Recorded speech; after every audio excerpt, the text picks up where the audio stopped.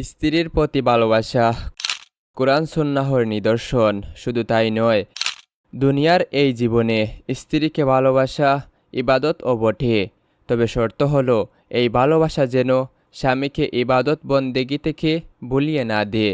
আল্লাহ তাআলা বলেন, ওয়ামিন আয়াতিহি আন খালাকা লাকুম মিন আনফুসিকুম আজওয়াজান লিতাসকুনু ইলাইহা ওয়া জাআলা বাইনাকুম মাওয়াদ্দাতাম ওয়া রাহমা ইন্না ফি যালিকা লাআয়াতিন লিকাওমিন ইয়াতাফাক্কারুন।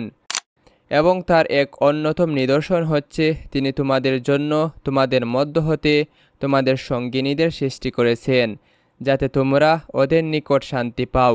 তিনি তোমাদের মাঝে সৃষ্টি করেছেন সহানুভূতি ও ভালোবাসা। নিশ্চয় চিন্তাশীল সম্প্রদায়ের জন্য এতে রয়েছে বহু নিদর্শন।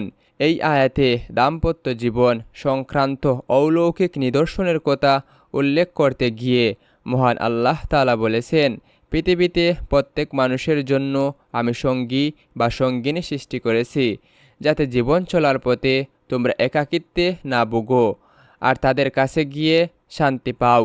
স্বামী স্ত্রীর এই মধুময় সম্পর্ক তৈরি হয়েছে আল্লাহর পক্ষ থেকে দেওয়া পারস্পরিক ভালোবাসা ও আকর্ষণের কারণে। এই ভালোবাসার কারণেই তারা সারা জীবন পরস্পরের প্রতি নির্ভরশীল হয়ে থাকে।